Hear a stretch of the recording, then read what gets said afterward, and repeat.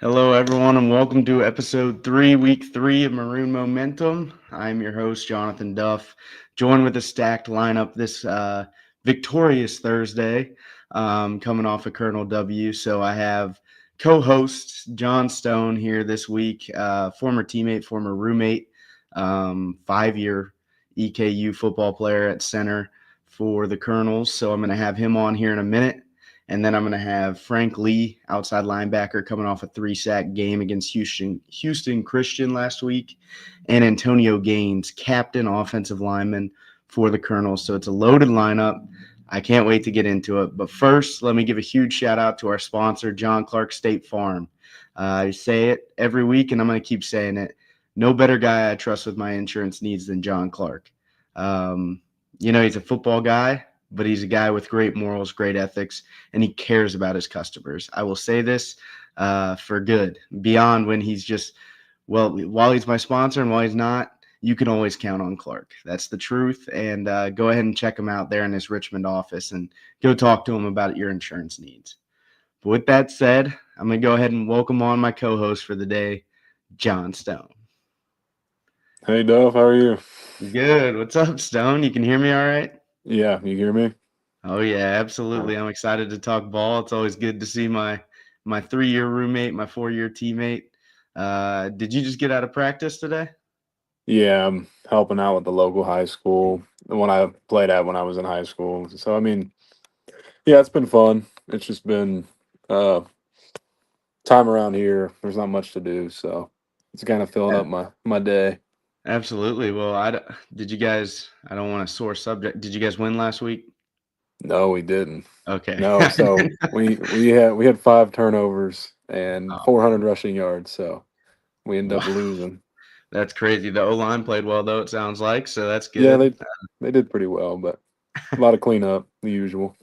Of course. Everyone's going to say that coming out of a game, whether you win or you lose. And I'm sure we're going to hear that today when we talk about EKU.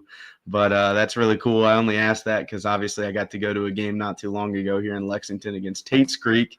I Yeah. watched Stone on the sideline. I watched them get a win with that athletic quarterback that Ashland has. That was pretty cool to watch. Yeah, You, he's a first year guy too, basketball player.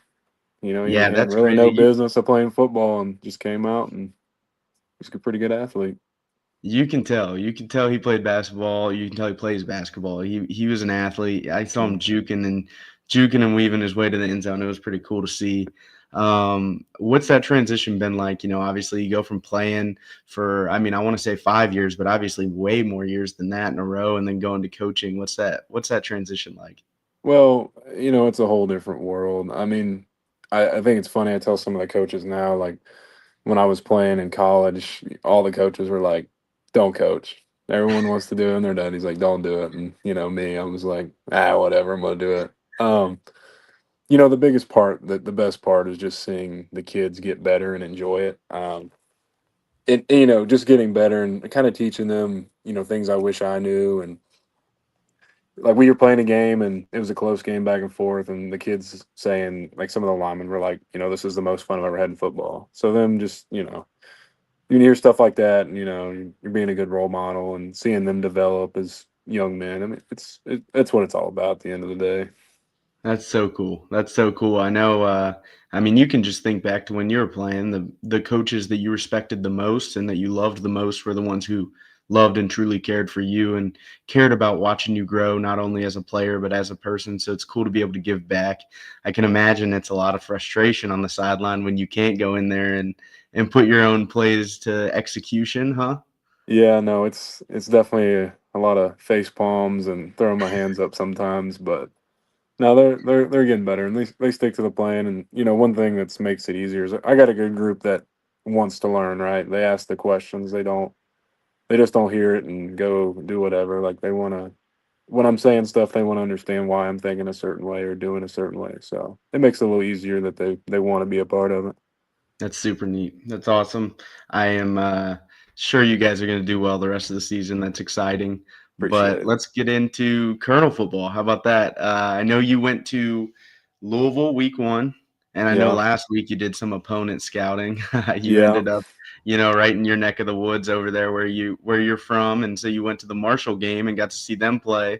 So here in a bit, I'm going to turn to you to talk about the Marshall side of things coming up this week. But first, I want to kind of talk and recap Houston Christian for EKU.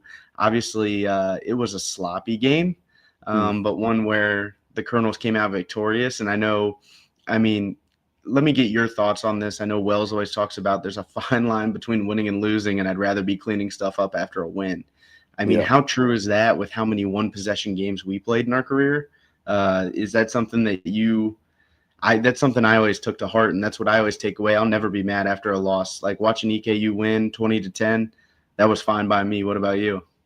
Well, one of the most true things is just like, winning is hard, right? I mean, I know it sounds so cliche, but the amount of time and effort that both teams go into, and, you know, the games that we're a part of, we remember all the small details, and we don't even remember all of them, but you think back, you're like, oh yeah, we won that game though. I mean, that's the thing that matters, right? That's what you get ranked on the FCS level.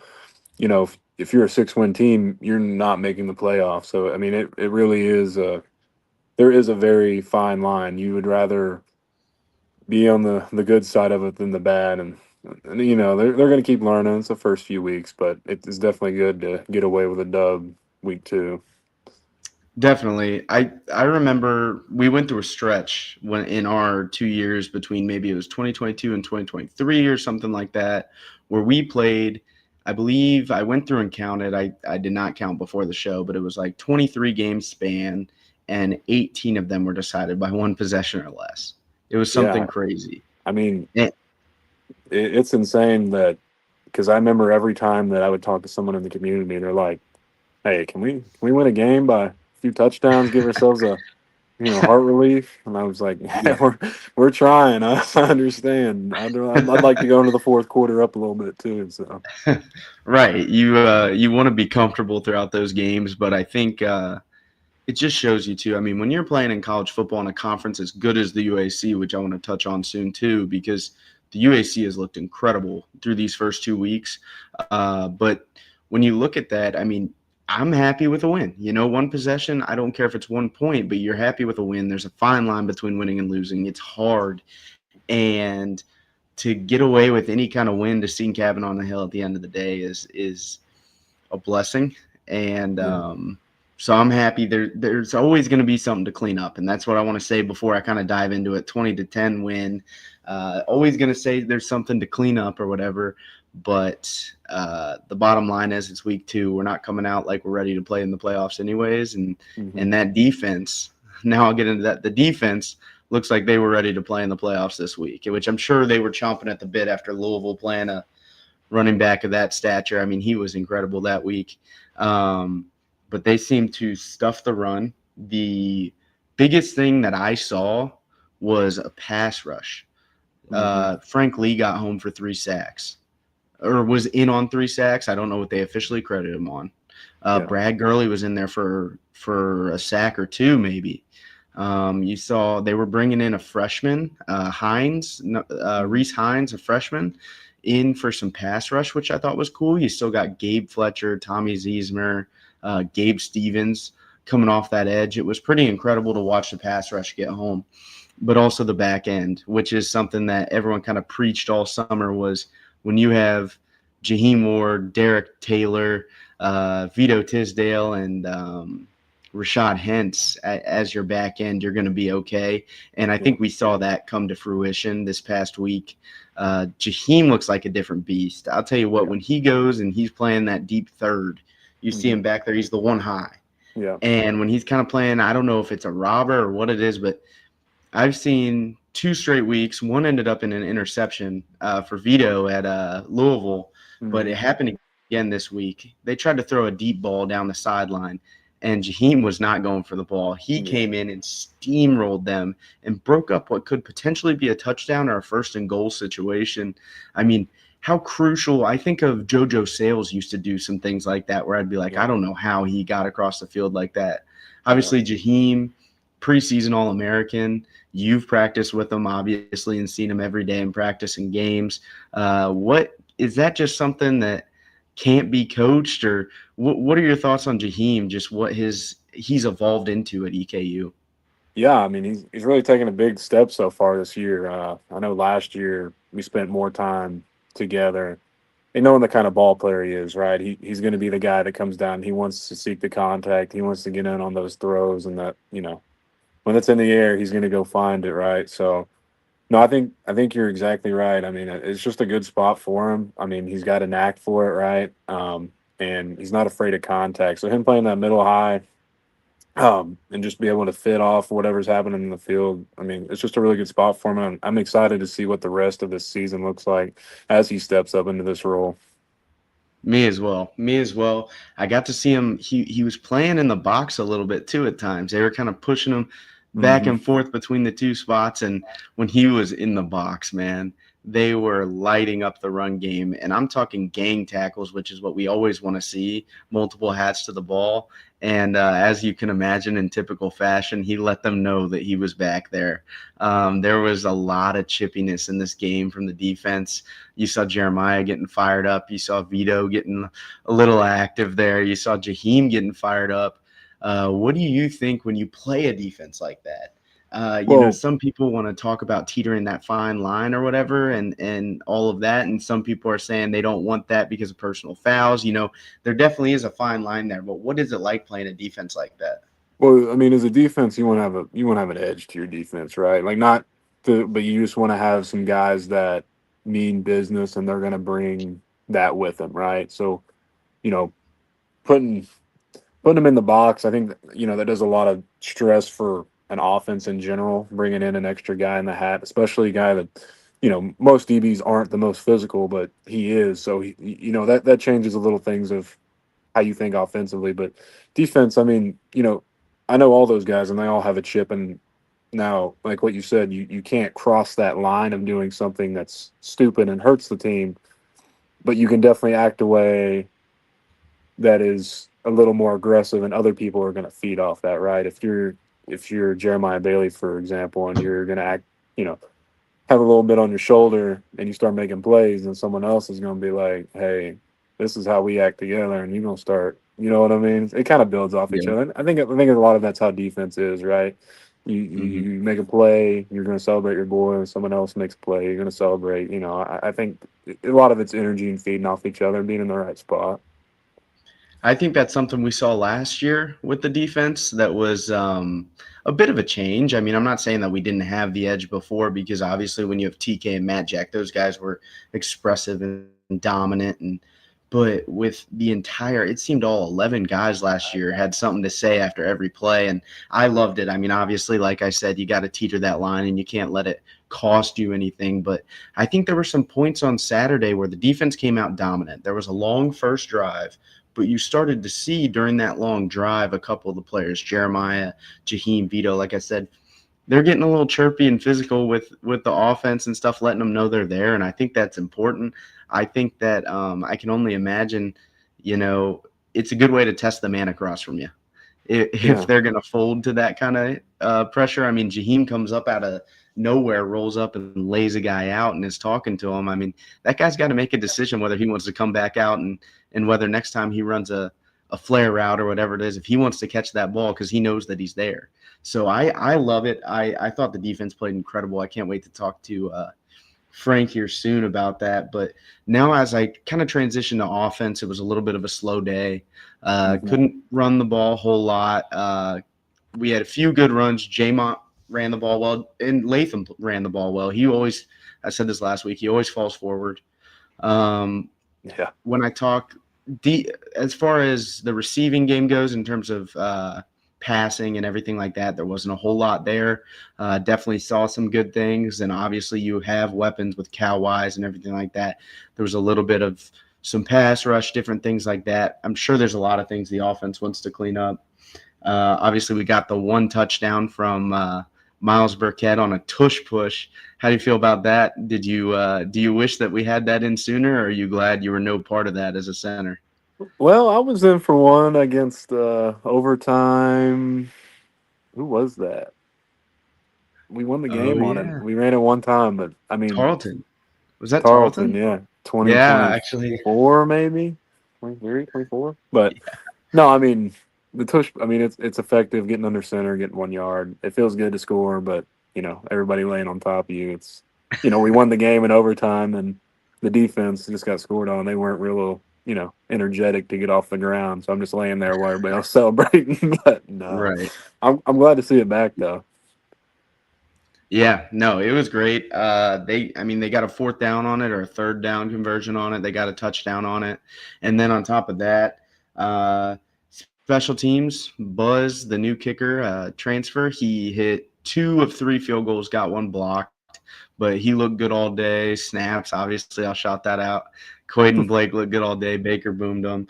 I would love to see, and kind of let me get your thoughts on this. I would love to see, on days where we have slow offense like that. Obviously, we didn't have a whole lot out of the return game. We had one on a kickoff where we almost busted it. And you know how dangerous Jamon is back there. If the defense is hanging around and keeping you in a game like that, and offense, you have your struggles. And there were some big boys up front for Houston Christian. But I'd love to see us pop some more returns, because I think really, and this is something we did last year when the offense had some struggles, is we leaned on the defense and we leaned on Jamon. He was an X factor. What can you say about starting, on offense last year after Jamont puts you in plus territory? How much pressure does that take off of you all? Man, it's the best feeling ever because they have their kickoff and we got our kickoff return. So you're down there at the 20, 25, waiting to go in. You get a little spark down the sideline. Then, everyone's kind of hooting and hollering. You're kind of jogging up the field a little bit, the 40 plus 40. So, no, it just, you already started good field position, right? You always talk about the X and O's of football is like hidden yardage, right? I mean, special teams is such a factor. And when you can start the ball, 20 yards of where you're supposed to get it. I mean, that just changes field position. Say you go 3 and out, right? You're still punting in their negative territory if you get a good pooch punt. So, it's just hidden yardage. It takes a lot of stress off both sides because, like I said, if you go 3 and out, they're backed up on their goal line and your defense starts down there. So, I mean, a good kickoff, I mean, it can just really lead to a lot of hidden yardage that's really going to help benefit you overall for the next series or two. Absolutely. And the last thing I'll say about the game is I can't speak highly enough of what the defense did out there. And we saw some good things in all phases. Uh, you know, Offense will always come along a little slower than defense just because of the nature of putting in plays and getting people acquainted to a new system and different stuff like that. But one thing I do notice is when I'm watching the game, you can tell that Miles commands himself, commands the huddle, and no matter what goes on in the game, obviously there's ups and downs. I can tell that he has a level head through it all. Mm-hmm. You went to a scrimmage before I did this year in the offseason and got to watch him play. And that was one of the things you kind of turned around and called me and told me. You said, this guy's tough as nails. What did you see in that scrimmage that made you think, this guy's got what it takes to be the starter? And I think you're right. Um, you know, one thing you always talk about as a quarterback is that he should be the leader, right? Um, and I don't think every quarterback is a leader by no means, but you kind of want that shoe to fit per se, right? And seeing this guy, he was older, he came in of the transfer portal, and you could just kind of tell he was about his business, right? In the sense of he knew what he wanted, he knew his checks. He kind of got everybody on the same path, right? I mean, I watched a scrimmage way early on. I mean, I didn't know exactly what they were doing, what the calls were, and all that because they changed some stuff in spring. I get all that, but you could just kind of tell there was a different vibe to when he was out there doing things than other people, if that makes sense. And as an old lineman, right? Sometimes it's kind of nice to just, hey, we're doing this. Hey, my quarterback doesn't like, he's going to check it, right? It kind of takes a belief like we need to make the call at the center or the tackle, alert stuff, but a guy that knows what's going on and sees what he wants, right? It kind of takes a stress off. And when he makes that decision, he knows where he's going to be at fault too, right? If he slides it right and there's pressure left, like he's going to know that, right? So, him kind of taking that under his wing and demanding out of other people and doing it the way he does, I was impressed with that. Hmm. He's one of the positives that I take away from in the first 2 weeks, and I look at the team that we have right now, and I think it's a team that's going to be incredibly successful. But he's one of the positives I take away because man, he's tough as nails. He takes shots, he gets right up. He seems to be one of those guys that he doesn't expect anything out of you that he wouldn't do, and so I think he's done a great job. Putting his face in there on a tush push, taking shots when he's dropping back to pass, not getting skittish in the pocket. Yeah. So I think he's going to do some great things here for this EKU ball club. But now, as I transition here, and we'll get to Marshall at the end of the show, I don't want the man of the hour to wait too long in this waiting room that I have going on. But I'm going to go ahead and bring on our first guest of the evening, Mr. Frank Lee, Mr.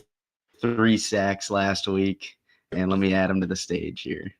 What's going on, y'all boys? Oh, 3 sacks, what's going baby. on, Frank? Man, they actually got me down for two, man. I gotta get it corrected, man. Oh, okay. Did Yeah, they? we gotta make some calls. Yeah, Yeah, did they have you down for two? I knew that you were in on three. yeah. I got a strip sack earlier. I think they gave it to Gurley, but it's all good.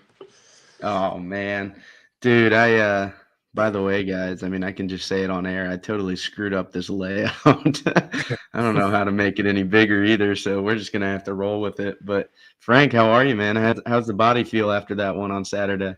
I'm good. You always feel pretty good after I say a decent performance. I ain't gonna say it was all that, but got through it. Came out on the winning side, so it's always good. Absolutely. I agree. That's why I said I called this Victorious Thursday because my show's every Thursday, but it's always nice to do it after a win.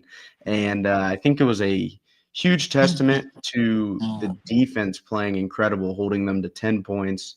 Talk about kind of the team this year. Obviously, the defense was great last year. Talk about that shift in mentality since you've been here and what the chemistry is like on the defense this year because it seems so strong.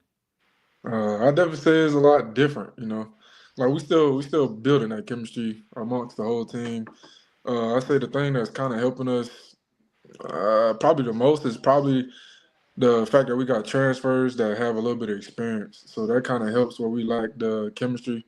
But overall, as a team, I say just between this year and last year is just Coach Wells always say our immaturity. We got a bunch of young guys or across the board, a bunch of people who haven't played a ton. So I'll just say just maturity throughout the team. Right, that makes sense. I obviously you're not one of those immature people. Talk about being the old guy on the defense. What's have you felt your role switch or what's kind of being the older one on the defense? What does that come with? I mean, to me personally, I feel like I won't really say I feel like my role really switched as much because I transferred in as one of like the older guys too. It was just a matter of just showing, earning my stripes here. But I mean, I came in 21, so I was already one of the older guys. But it's just the same thing, just trying to help out where you can, lead those that see needs guidance, and just learning and growing overall as a team.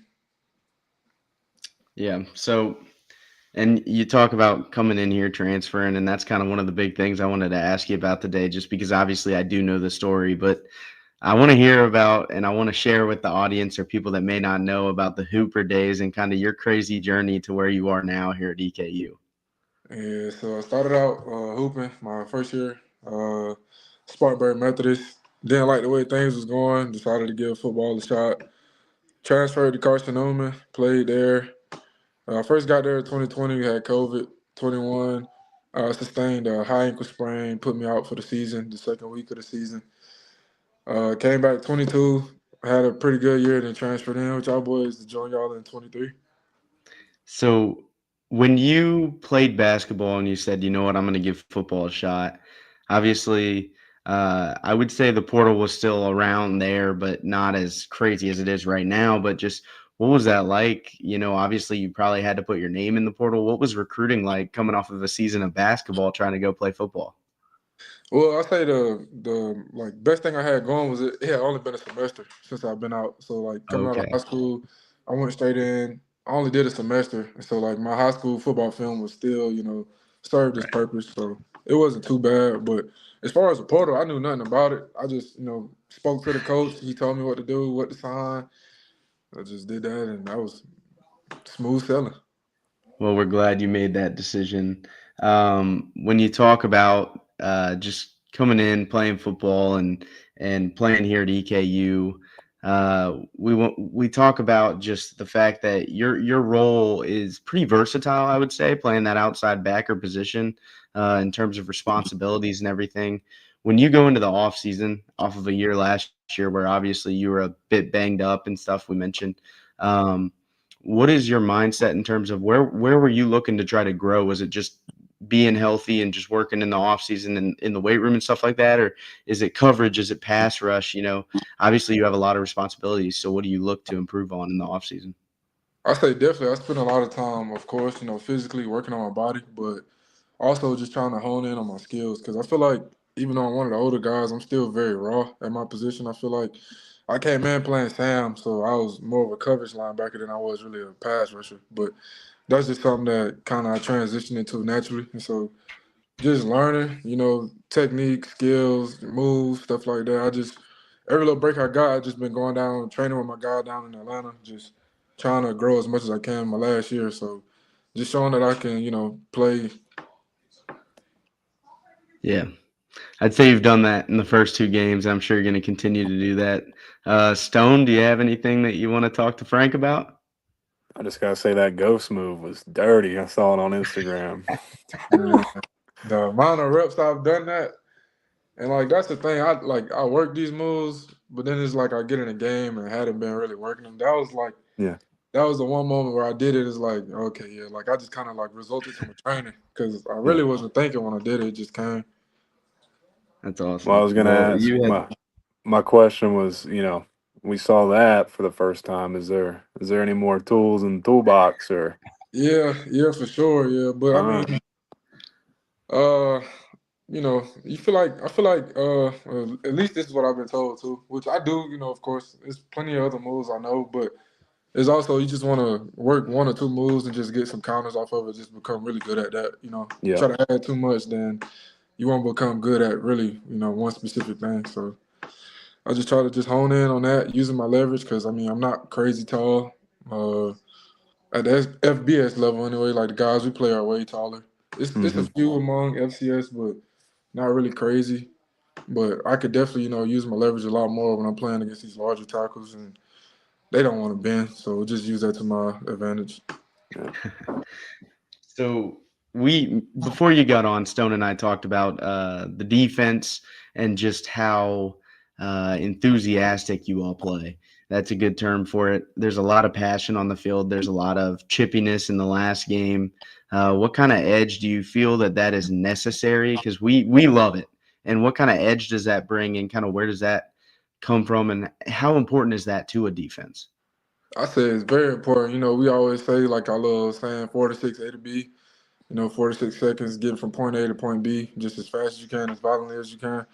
And like it's very important because like the saying, energy is never created or destroyed; it's just shifted or whatever. So that energy, it feeds throughout the team.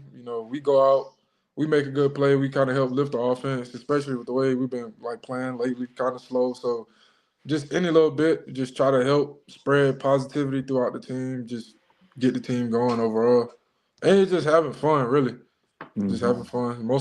Some of us last year, so just doing everything you can to give yourself a shot and just having fun while doing it. You can tell. You can tell that you guys are having fun when you're out there on Saturday. You can tell too, when you talk about going into your last year, there are several people going into their last year. It's funny because you talk about, a younger defense, but you also have so many old guys. You got you, Jaheim, Vito, people who have been around Jeremiah, people who've been around and been players in the game. You know what I mean? Been people that have been making an impact, which I think is a huge proponent to your success as a defense already in last game, and I'm sure moving forward. But beyond that, when you're looking ahead, you got Marshall this week. What do you want to see the defense grow on off of last week? Because obviously there's always something that you want to grow on. Let's see. I feel like we did a decent job of stopping the run. I say just being consistent and getting after the quarterback. Try to, Mhm. help force some easy turnovers for the DBs.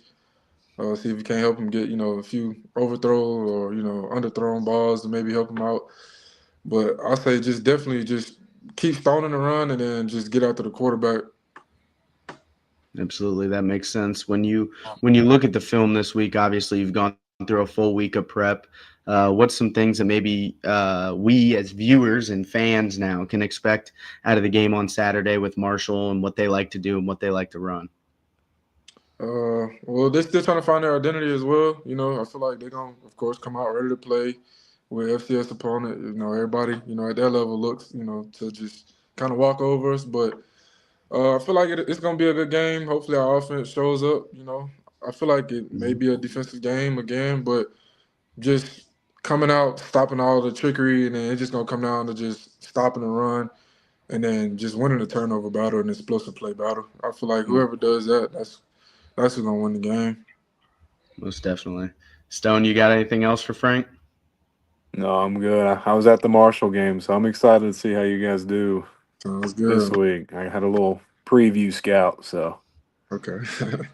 Yep, yep. And we're going to be previewing that here at the end of this. But the last thing I'll say is you talk about pass rush and how important that is for the DBs, and I think that's something that I've seen EKU grow on. Obviously, in my time being there for 5 years, it's like the D line, the outside backers, the jacks just got better and better in getting home to the quarterback, and you see the correlation with the trend of the defense and the defense becoming so dominant. And I think last week that's something that you guys absolutely killed between you, Gurley. I've already shouted out all the D linemen, so I won't go through the list again. But earlier I talked about that. Just a relentless pass rush. So I guess, and there's no question with that. So all I'm going to say is just keep doing you, Frank. Yeah. We appreciate you coming on, and I hope you have many, many more 3-sack weeks, and I hope that they correctly give you the stats for it. yeah. Looking forward to it, man. Appreciate y'all boys. Team Duff, man. Team Frank. It was good having you on. I appreciate you coming on, brother. All right, man. Appreciate Yeah. y'all. All right, see ya. Awesome. That was outside linebacker Frank Lee, superstar, 3 sacks. Awesome to hear from him. Now I think I'm just going to transition on to our next guest, Stone. I don't want to keep these guys waiting too long. We're super fortunate to get to talk to them. We're going to go ahead and bring on the captain on the O-line, Antonio Gaines. How y'all boys doing, man? It's Tone, baby. Going on, Tone. How you doing? How's the body feeling? I'm doing pretty good. I'm starting to get that old man body a little bit, so I'm a little sore, but same old, same old. I No, get it's it. gonna I get get it. Well, worse. first of all,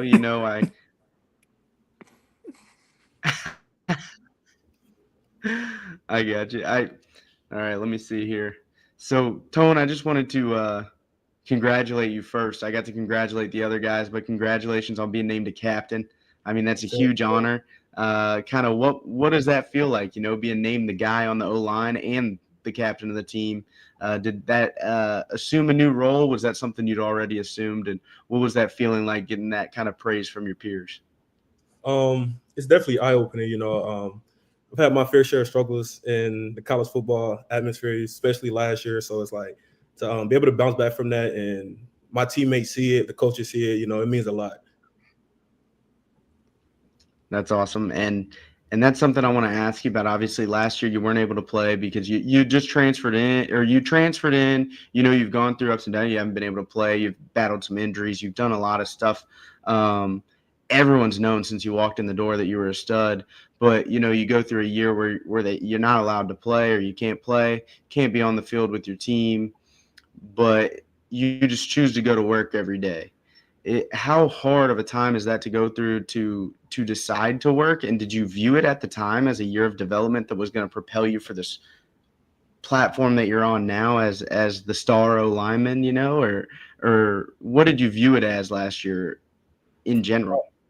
When it first happened, like I knew it was gonna be rough. I mean, nobody wants to come to work every day and know that you're not gonna be able to show off on the Saturday, the things that you worked on. But I feel like as I went through it, it became a learning experience. Like in life, just Coach Will says all the time, like he's trying to teach us not only to be great football players, but be men. So like in life, you do things, you have these bumps in the road. You got to learn how to adjust. You got to learn how to get through whatever you're going through to be able to succeed at the end. And of course, I can't sit here and say that I expected this outcome because I didn't at all. I didn't know what was going to come from it, but just being able to keep my head high, having guys like John and Peyton in my ear just saying, Tone, keep working. Like we see it, you feel me? Like that really does help a lot. So having a good supporting staff around you and stuff really made it a lot easier than what it could have been. Yeah. Absolutely. And it makes me so happy to sit back now, and you just see it's a blessing in disguise, because last year we got, once you could get in and practice and stuff, and you're getting to move guard, tackle, and try different positions out, because you have that year of development. Do you feel like I guess from a technical standpoint, where did you feel that you evolved? Like I said, bouncing from guard to tackle and giving starting defenders all kinds of problems in our practices and stuff like that. What kind of technical advantages did that year give you?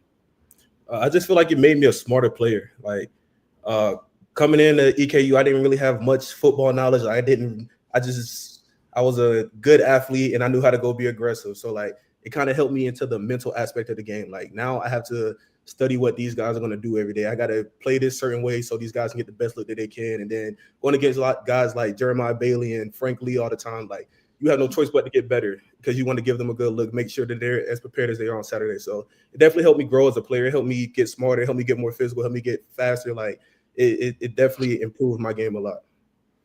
Absolutely. And this is where I'm gonna ask this, and then I'll turn it over to you and Stone, because you two obviously have the unique experience of playing one of the probably the most vital role on the field and most underappreciated, because you're not in the stat books and stuff like that.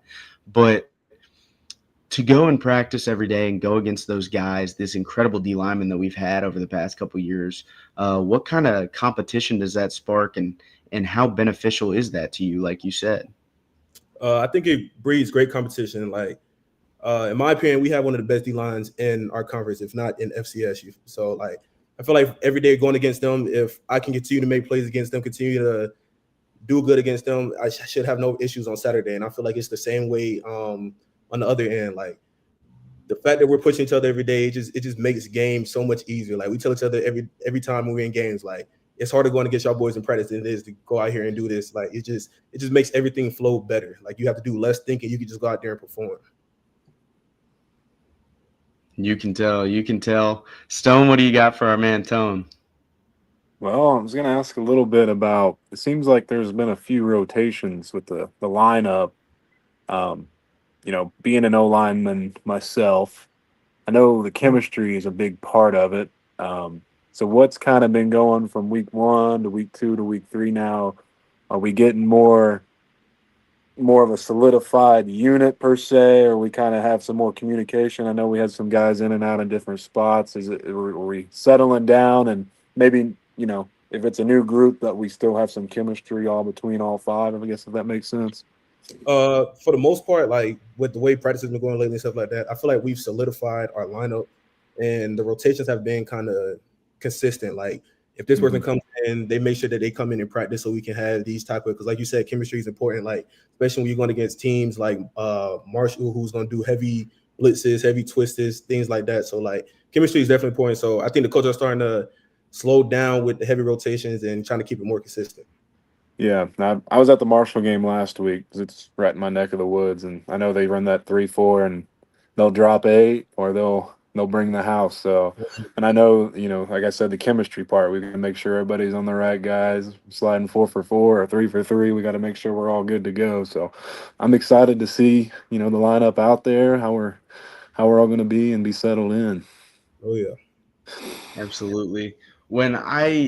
I'm glad that you brought that up, just because I wanted to ask, if there's one thing that I learned living with an offensive lineman over here to my, I don't know if that's my right or my left on the screen, but, living with Stone and living with an O-lineman and having the O-lineman over for food all the time, and just the unique bond that the O-line has, how special is that bond that you guys have now, and what's the chemistry like being an offensive lineman? It's definitely important. Like I just came back from our Thursday night dinners that we do as an O-line. Like we definitely still hold that true. Like I said, having Peyton, VT, Stone, all them boys, they really instilled that in us. Like, we're not going to be able to play together if all five are not on the same page. Like, you have to have that chemistry in order to play O-line, especially at this level. So it's definitely something that we take pride in. We have to take pride in it, because if not, it's just going to be chaos everywhere. It's a unique bond, and I've been fortunate to witness it, and it's something that's really special. When we talk about this unique bond, obviously it's unified to protect the guys in the backfield, and I'll transition to talking a little bit about that guy behind the center, Miles Burkett. I talked about him earlier. I think he's tough as nails. You know, he takes a hit, he gets up, he goes through that tush push and puts his head into somebody. He gets right up and he's celebrating. What's it like having a guy with that kind of, I mean, assumingly beast mindset behind you, having a guy that's tough as nails like that? You know, how great's it been having him back there? It's been great, honestly. He's very level-headed. If that's one trait that I've found that is really important with him. Whenever things start to get out of hand, or whenever he sees that the offense is getting in the barrel, he's gonna come. He's gonna make sure that everybody gets back on the same page. Make sure everybody's calm, cool, collected. And then, like you said, he's tough. He's gonna take a hit. He's gonna get out of the pocket. He's gonna take off running. Like, he's not scared to make a play if he has to. Absolutely. You can tell when you look at the film, I'll say, or the ESPN Plus broadcast like I have to nowadays, but you can tell when you're looking that he is level-headed out there. You never see it doesn't seem that a moment's gotten too big. It doesn't seem that he's gotten too flustered. He just goes to the next play. And I think it's so important for the quarterback, for the O-line, for the offense. Obviously, you know, I'm sure that you come out of last week and you do this out of any game. There were some great things that the offense did. There's some things that the offense wants to improve on. What are some of those things that you guys are looking to improve on going into this next week and the rest of the season? Honestly, just our consistency. Like, a lot of times when you look back at film, you realize that a team didn't really stop you. You really stopped yourself. So it's just getting cleaner on a lot of things that we do. Like, it's a couple plays where if just this one person gets this right, then we have a touchdown or we have a big break. Like, just making sure that everybody is honed in on doing their job, and also just making sure that we're not looking for somebody else to blame for something going bad. That makes sense. Like, if everybody just focuses on doing their task at hand, then it should flow like a well-oiled machine. Like, you won't have time to sit here and be like, oh, this guy messed up, because you're so focused on making sure that your job is done at the highest performance that you can get it done at. Absolutely. That's a great answer. Why don't you tell me this? I don't know what this feeling's like, but I'm looking and I'm watching the game on Saturday, and, you know, there was a run up the middle, went for like 3 yards, decent run. But all of a sudden in the corner of my screen, there is Antonio Gaines absolutely bearing someone on the sideline. Tell me what it's like when you get up from a play. You know, are you almost mad and you look back, you're like, man, I just did all that work and it's only 3 yards? Or is it just incredible to impose your will on someone like that? I mean, what's that feeling like? It's a little bit of both. Like, of course, when you have a play like that, you want to look back and see that your running back is taking off for a touchdown. But at the same time, it's good to know that you did your job to help get those 3 yards. You feel me? Like, even 3 yards is better than 0. So being able to impact the play in that way is always going to be great. Absolutely. 3 yards 4 times is a first down. Now I'll live by that out of my offense. Stone, you got anything more for our guy Tone here? Now, I just want to say how proud I am of you, man. Like, I know the trials and all that we already talked about, but, you know, when that all happened last year, and, you know, selfishly, I was like, dang it, you know, missing my guard right now. I'm like, man, what's he doing? But seeing how you took that situation and you could have went a whole different direction, and I think if you was a younger guy, you might have, but you know, it took a second, but then you went the route you did, and I think you being over there with the younger guys at times and bringing them under your wing, and I think developing the leadership skills kind of that way, it was kind of a genuine, and then kind of stepping up into the role you are now. Like, I couldn't be so more proud of you, man. Like, I'm excited for you, future you have with the O-line. I know you're leading them right now, so just good seeing you, catching up, and I'm excited to see you Saturday, man. Yes, sir. Yes, sir. I appreciate it, Stone. Yeah, you're a testament to a true captain, and I know that Stone doesn't just give out those compliments to anyone. It's the truth. And so the last thing I just want to ask you about, obviously I talked to Frank about it. You have a full week of prep, and we highlighted Marshall just now a little bit. but what do you look for the offense to really improve on this week? And what do you look for their defense to try to do based on film? Just like I said earlier, communication. Like this team is a heavy blitz team. Like they're gonna send the blitz whenever they feel the need to. So like our communication has to be spectacular. Like from the quarterback to the running back to the old line to the receivers. Like if they send a blitz and we're down one, somebody has to be open. So just making sure that everybody is on the same key, on the same track. If we have our communication down this week, there's no reason why we shouldn't come out winning this game. Absolutely. I love it. I am excited to watch you play. I am fortunate that I got to watch you play last week because you played awesome last week. And Sure. just keep those boys going up front. I'm excited to see what you do this year. And I really appreciate you taking the time out of your day to come on this show. No problem. I appreciate y'all having me. Yeah, bro. Absolutely. All right, y'all See be you, safe. brother. DKU offensive lineman Antonio Gaines and team captain. Stone, it was great to talk to him. You kind of talked about it just now, but do you feel like a proud, I'm not going to say proud father being the older guy of the group last year, but just like, proud when you get to go watch your former teammates and the people that you got it on with in the trenches with doing so well? No, yeah, I mean, I'm not gonna say I'm getting teary eyed or anything, but Antonio, when he came in, he was a young kid and he did young kid stuff, and there were certain, I'd say, had a little bit of attitude at times, and we tried to kind of get him to go the right path, and he would, butt heads with us and stuff. So, seeing something like that happen with him, and then the way that he took it really showed that he matured as a person, the way that he handled it. Because it would have been really easy to go the complete other direction and all this, why this happened to me, blah, blah, blah, and, go down that rabbit hole. And like I said, the kind of the genuine leadership it kind of made where he was in a situation and brought the young guys with him while he was over there. And, that I think that's really, where he's at now is because of that. And no, he's always been a great player, and I'm glad to see him mature and to lead the team now. Absolutely. When we talk about maturity a lot today, we talked about it with Frank, we talked about it with Tone.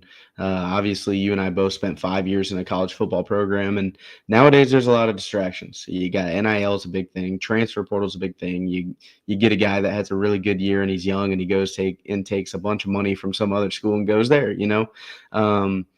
Not to mention, we're in an age where social media is a huge thing. You see what people are saying about you on the daily. How important is that maturity at this level, at any level of college football? Well, it's so big, right? Because you deal with mostly younger men, like the 18 to 21 range, right? So there's not a lot of maturity there, and it's hard to sometimes, I think, now for colleges to build culture because it's a lot of in and out, right?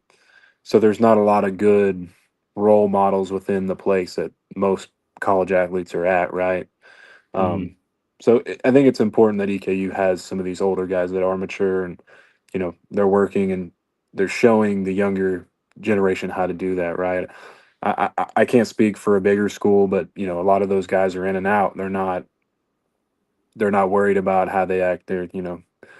Some of them, Right. some show up and they go to work and they're going to reap the benefits of that, or some show up because they're athletes and get paid and don't have the same maturity level. So I think EKU's in a good spot right now.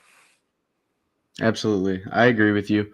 I think I think there's a lot of it's easy targets nowadays.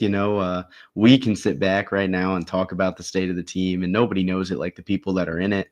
But on top of that, you got people who have been who maybe haven't played the game before, or people who don't know the people that are on the field and don't know them personally. People always have opinions.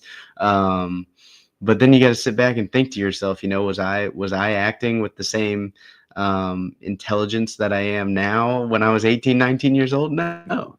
What would I do at 18 years old if someone comes in and offers me $100,000 to go to a different school? You know what I mean? Like No, yeah. it's a different world nowadays and it's crazy. And I think the maturity is more important than ever. And like you said, having those guys on the team, because there's a great mix of older leadership on the team, and we just talked to two great examples tonight of people that can bring those young guys to the right headspace and right frame of mind. But now, we'll move forward off of that, and let's talk about Marshall. We had feet on the ground. We had our own scout there, John Stone, last week. But now you got to go watch a Marshall football game. Tough fought game. Can you tell me about it? Yeah, so they played Missouri State. I kind of know a little bit about Missouri State just because they were in the FCS, the first few years that we was playing. So I kept up a little bit, and the spread of the game was like, I want to say it was like 13.5, and I don't sports gamble, but I was like, I haven't watched any Marshall. They just played Georgia, so it's hard to tell. Right. But I was like, man, I think they're pretty. I think they're like 4-8, but they're usually a pretty decent ball club. But they started the game, they went and scored, and then Marshall scored 20 unanswered, and then Missouri State came back. I think what happened was late in the game, Marshall was up by, I think it was 6, and Missouri State went for it on 4th down. Marshall stopped them about midfield, and then Marshall missed a field goal, and then Missouri State ended up winning. So it was 3rd and long. Marshall brought the house from the field, and they ran a halfback screen to the boundary side, and their little running back caught it, went to the other side of the field, and got him down in the red zone, and they ended up scoring on that drive. So I think if I remember it exactly, but kind of what we was alluding to earlier, though, Marshall's defense. I mean, they're a 3-4, 3-4-4. They like to blitz, right? So when I was watching the game against Missouri State, it's like if they picked up the blitz, Missouri State made them pay for it, but they did get home a few times. And then when they went drop 8, I mean, that cat had all day to sit back in the pocket. So, I think that just shows like this week, if we can pick it up, we're going to be fine. And when they drop 8, we got to take advantage of that, right? We got to stop those 3D linemen, wait for our routes to get open. We got to run good routes, get clear, stuff like that, the normal. But the blitz is going to be the big, are we going to pick it up or not, and get a run game going into the blitz and stuff. So was that blitz giving Missouri State some trouble? Just at times, like I said, like sometimes they picked it up and sometimes they didn't, and they paid for it. I mean, they probably had 3-ish sacks, I think, on the game. Marshall did. So they ran the ball fairly well. I mean, there's definitely times they got stopped, like, especially, like I said, on that 4th down, and they've gotten stopped on some. But I think if they guessed wrong and Missouri State guessed right, I think it hurt them. But I mean, that's what you do when you blitz, I guess, right? There's a risk and a reward to it. Yeah, where's the strength of Marshall's offense when you look at the offense? So I think everything stems through the quarterback. He wasn't. I'll say this: the receivers dropped a fair amount of balls that was kind of hindering them. Their offense, their inside zone, outside zone, and they want to run counter. Missouri State did a good job of stopping a lot of that. They had a few outside zone runs that kind of hit, but a lot of it was QB would take a run or he would escape the pocket. And I mean, he's probably 6'2" ish and probably 230. He's kind of a stockier guy. He can run a little bit. So I think a lot of their bigger plays came from him, but I could definitely see them completing more passes that they probably should have. But I'm excited. I think if our defense plays well, I think that we got a good chance. Absolutely. I think with that defense, obviously you erase week 1. I think with our defense, you're in every game the rest of the year. Yeah. And I believe that the offense will click. I hope that it's this week, that they, full bloom click. You've seen some great moments at times. If I give you Stone's keys of the game here, obviously picking up the blitz is one of them, but give me 2 other keys of the game from John Stone for this week. So, keys of the game. Win the turnover battle. Yep. Stop the QB or slow him down. Let's say, what do you say? Contain the QB. Right. And then pick up the blitz is probably what I'd say. If you can get the run game, you could just say run game instead of QB. But if you can contain the QB and stop the run game, make them pass and make the receivers make plays, I think you'll be all right. Picking up the blitz on offense, I think you got a pretty good shot to win the game. And then the turnover battle, like can't give out free possessions. I'm expecting a much better display than the last time we went to Marshall. Yeah. That was a good Marshall team back then. We played a good Hey, Marshall team. That cat from our game, he was Heisman front runner after he played us. He was on the Heisman watch. Grant Wells. He threw 7 touchdowns. I played him in high school. I don't know if you know that. Yes, I do remember you saying that. Actually, that was your and my first ever college football game. Yep. So yeah, full circle. Coming back to play Marshall. Stone, man, I just thanks for joining the show. It was fun this week. It was a lot of fun having you on. No, thanks for having me. I mean, I always like to talk ball. I mean, I would never say I know too much, but I always like talking about it anyway. Absolutely. Well, are you going to be there in Huntington this weekend? You said you I'm are, there. Right? I'm there. I'm going to try to be there for them walking off the bus. That's awesome. Go join the Warren Cleat Club. I'm sure we're going to have great representation out there.